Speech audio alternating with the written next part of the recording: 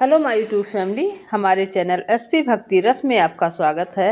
आज हम आपके लिए लेके आए हैं मार्गशीर्ष मास की पौराणिक कथा, माँ लक्ष्मी जी की पौराणिक कथा, जिसका श्रवण करने से सभी प्रकार श्री माँ के लक्ष्मी जी की व्रत कथा गुरुवार की व्रत कथा है। इसका श्रवण करने से, पठन करने से दुख दारिद्र दूर हो जाता है। श्री माँ लक्ष्मी जी की कृपा से सुख संपत्ति ऐश्वर्य प्राप्त होता है, मन की इच्छा पूरी होती है। आइए सुनते हैं पूरी कथा विस्तार से। इससे पहले जो भी चैनल पर नए भक्त हैं, प्लीज़ चैनल को सब्सक्राइब करिएगा, लाइक कीजिएगा और ज़्यादा से ज़्यादा वीडियो को शेयर करिएगा। सुनते हैं माँ लक्ष्मी जी की संपूर्ण कथा। श्री माता लक्ष्मी जी के अनेक रूप हैं तथा अनेक नाम हैं। भूतल में वे छाया हैं। शक्ति, तृष्णा, शांति, जाति, लज्जा, श्रद्धा, कांति, वृत्ति, स्मृति, दया, दृष्टि, माता, अधिष्ठात्री एवं लक्ष्मी के रूप में स्थित हैं। उन्हें प्रणाम करते हैं। कैलाश पर्वत पर पार्वती, क्षीर सागर में सिंधु कन्या, स्वर्गलोक में महालक्ष्मी, भूलोक में लक्ष्मी, ब्रह्मलोक में सावित्री, ग्वालों में राधिका, वृंदावन में रासेश्वरी, चंदन वन में चंद्रा, चंपक वन में गिरजा, पद्यावन में पद्या और कुंदन वन में कुंदवती, केतकी वन में सुशीला, कंदव वन में कंदमाला, राजप्रसाद में राजलक्ष्मी और घर घर में गृह लक्ष्मी इन विभिन्न नामों से पहचानी जाती हैं। इस तरह से सर्वथा चारों और सर्वभूत में माता श्री लक्ष्मी जी की यह कथा है। सौराष्ट्र में उस समय भद्रसेवा नाम के राजा थे। वे बड़े पराक्रमी राजा थे। 4 वेद, 6 शास्त्र, 18 पुराणों का उन्हें ज्ञान था। उनकी रानी का नाम सूरत चंद्रिका था। रानी दिखने में सुंदर और सुलक्षणा थी तथा पतिव्रता थी। उन दोनों को 7 पुत्र तथा उनके बाद एक कन्या का वरदान मिला। कन्या का नाम श्यामबाला था। एक बार महालक्ष्मी जी के मन में आया कि जाकर उस राजा के राजप्रसाद में रहे। इससे राजा को दुगनी धन दौलत की प्राप्ति होगी और वह इस धन दौलत से अपने प्रजा को और सुख दे पाएंगे। गरीब के घर अगर रहे और उन्हें धन दौलत प्राप्त हो, वह स्वार्थी की तरह केवल अपने ऊपर ही खर्च करेगा। यह सोचकर श्री माँ लक्ष्मी जी ने बूढ़ी ब्राह्मण स्त्री का रूप धारण किया। हाथ में लाठी लिए हुए लाठी के सहारे रानी के द्वार पर पहुंची। यद्यपि उन्होंने बूढ़ी औरत का रूप धारण किया था, पर उनके चेहरे पर देवी का तेज था। उन्हें देखते ही एक दासी सामने आई। उसने इनका नाम धाम, काम, धर्म पूछ डाला। वृद्ध ब्राह्मण का रूप धरित माता लक्ष्मी ने कहा, बालिके, मेरा नाम कमला है। मेरे पति का नाम भुवनेश है। हम द्वारिका में रहते हैं। तुम्हारी रानी पिछले जन्म में एक वैश्य की पत्नी थी। वह वैश्य गरीब था। दारिद्र्य के कारण हर रोज घर में झगड़े होते थे तथा उनका पति रोज उन्हें मारता था। इस बात से तंग आकर वह घर छोड़कर चली गई तथा वन जंगल में खाली पेट भटकने लगी। इसकी इस दुर्दशा पर मुझे दया आई। तब मैंने उसे सुख संपत्ति देने वाली श्री महालक्ष्मी जी की व्रत कथा सुनाई। श्री महालक्ष्मी प्रसन्न हुई और उनकी गरीबी दूर हुई। उनका घर संसार दौलत संपत्ति से भर गया। बाद में पति पत्नी दोनों पर लोग सिधारे। लक्ष्मी व्रत करने के कारण वे लक्ष्मी लोक में रहे। जिन्होंने जितने साल माँ लक्ष्मी जी का व्रत किया, उतने हजारों साल उन्होंने सुख भोगा। जय माँ लक्ष्मी। इस जन्म में उनका जन्म राजघराने में हुआ है, परंतु वह श्री महालक्ष्मी का व्रत करना भूल गई हैं।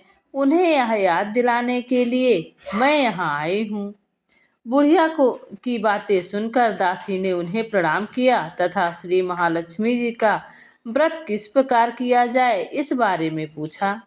बुढ़िया रूप धारण किए हुए श्री महालक्ष्मी ने दासी को पूजा की विधि तथा महिमा बताई। इसके बाद वह दासी माता को प्रणाम कर रानी को बताने अंदर चली गई। राज वैभव में रहते हुए रानी को अपने ईश्वर का बहुत घमंड हुआ। संपत्ति तथा अधिकार की वजह से वह उन्मत्त हो गई। दासी द्वारा बताई गई बुढ़िया की बातें सुनकर वह आग बबूला हो गई। राजद्वार पर आकर बुढ़िया रूपी श्री महालक्ष्मी पर बरस पड़ी। उसे यह मालूम नहीं था कि श्री महालक्ष्मी माता बुढ़िया का रूप धारण किए द्वार पर आई हैं।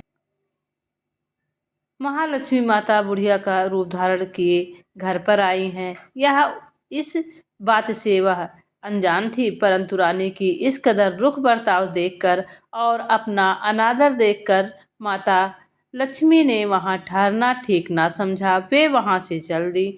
राह में उन्हें राजकुमारी श्यामबाला मिली। उन्होंने श्यामबाला को सारी बात बताई। श्यामबाला ने अपने ओर से महालक्ष्मी माता से क्षमा मांगी। माता को उस पर दया आई। उन्होंने श्यामबाला को श्री महालक्ष्मी व्रत के बारे में बताया। उस दिन अगहन मार्गशीर्ष मास का पहला गुरुवार था। श्यामबाला ने परम श्रद्धा से ही महालक्ष्मी का व्रत रखा। फलस्वरूप राजा सिद्धेश्वर के सुपुत्र मालाधर ने उनका विवाह हुआ था। वह धन दौलत ऐश्वर्य वैभव से माला माल हो गई। पति के साथ ससुराल में आनंद के दिन बिताने लगी। इधर श्री महालक्ष्मी जी का प्रकोप हुआ। फलस्वरूप राजा भद्रसेवा का राज्य एवं राज कारोबार नष्ट हो गया। यहाँ तक कि खाने के लाले पड़ गए। ऐसी हालत में एक दिन रानी ने राजा से निवेदन किया कि हमारा दामाद तो बहुत बड़ा धनवान है, राजा है, ऐश्वर्यशाली है, क्यों ना उसके पास जाएं, अपना हाल उसे बताएं, वह जरूर हमारी मदद करेगा। इस पर राजा भद्रसेवा दामाद के पास रवाना हुए। राज्य में पहुंचकर एक तालाब के पास किनारे थोड़ी देर विश्राम लेने के लिए ठहरे। तालाब से पानी लेने आते जाते दासियों ने उन्हें देखा। उन्होंने विनम्रता से पूछताछ की। जब उन्हें मालूम हुआ कि वे रानी श्यामबाला के पिता हैं, तो दौड़ते हुए जाकर उन्होंने रानी को सारी बात बताई। रानी ने दासी के हाथ राज परिधान भेजकर बड़े ठाट बाट से उनका स्वागत किया तथा आदर सत्कार किया, खान पान करवाया। जब वे लौटने लगे तो सोने की मोहरे से भरा घड़ा दिया। राजा भद्रसेवा जब वापस लौटे तो उन्होंने देखा रानी सूरज चंद्रिका खुश हुई। उन्होंने सोने की मोहरे से भरे घड़े का मुंह खोला, पर हाय भगवान, घड़े में धन के बदले कोयले मिले। यह सब श्री महालक्ष्मी जी का प्रकोप हुआ। इस प्रकार दुर्दशा में से और कई दिन बीत गए। इस बार रानी स्वयं ही अपनी कन्या के पास गई। वह दिन अगहन मास का अंतिम गुरुवार था। श्यामबाला ने श्री महालक्ष्मी जी का व्रत किया, पूजन की, अपने माता से भी व्रत करवाया। इसके बाद रानी अपने घर गई। श्री महालक्ष्मी जी का व्रत करने पर उसे फिर से अपना राजपाट, धन दौलत, ईश्वर प्राप्त हुआ।